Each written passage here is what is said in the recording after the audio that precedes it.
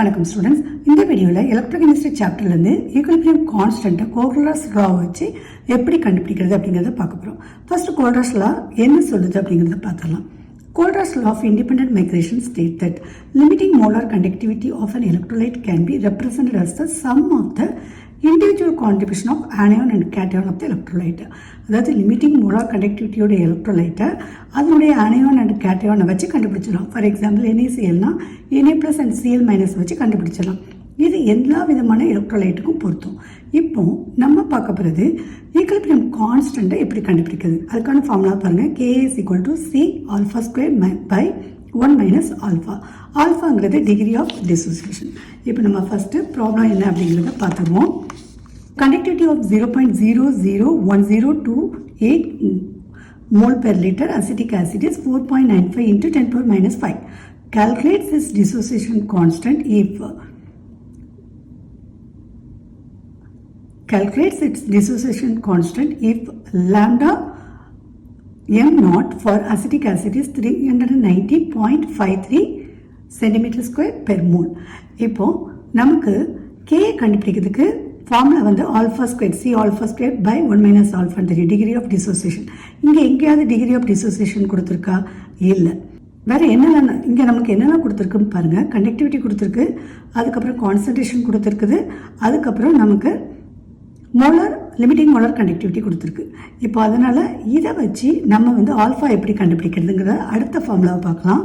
Alpha is equal to molar conductivity by limiting molar conductivity.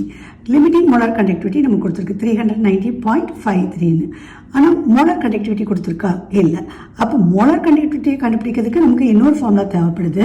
அதனுடைய formula என்னன்னு பார்த்தீங்கன்னா K/C into 1000. இப்போ நமக்கு K வந்து என்னதுன்னா கண்டக்டிவிட்டி. ஸோ கண்டக்டிவிட்டி கொடுத்துருக்கு, கான்சன்ட்ரேஷன் கொடுத்துருக்கு. அப்போ நமக்கு வந்து மோலார் கண்டக்டிவிட்டியை நம்ம ஃபஸ்ட்டு கண்டுபிடிக்க போகிறோம். இப்போ வேல்யூவை லாம்டா எம்கான வேல்யூவை போட்டுருவோம். கேவுடைய வேல்யூ வந்து கண்டக்டிவிட்டி எவ்வளவு? 4.95 இன்ட்டு 10 பவர் மைனஸ் 5. அப்புறம் கான்சன்ட்ரேஷன் கொடுத்துருக்கு 0.001028 இன்ட்டு 1000. சால்வ் பண்ணால் நமக்கு கிடைக்கிறது மோலார் கண்டக்டிவிட்டி. இப்போ மோலார் கண்டக்டிவிட்டி கிடச்சிட்டோம் இல்லையா? இப்போ வந்து நம்ம ஆல்ஃபா இப்போ ஈஸியாக கண்டுபிடிச்சிடலாம். ஸோ ஆல்ஃபாக்கான ஃபார்முலா தெரியும். இப்போ இந்த இடத்துல 48.15 எழுதுகிறோம். 48.15. அதுக்கப்புறம் லிமிட்டிங் மோலார் கண்டக்டிவிட்டி நமக்கு ஆல்ரெடி கொடுத்துருக்காங்க 390.5.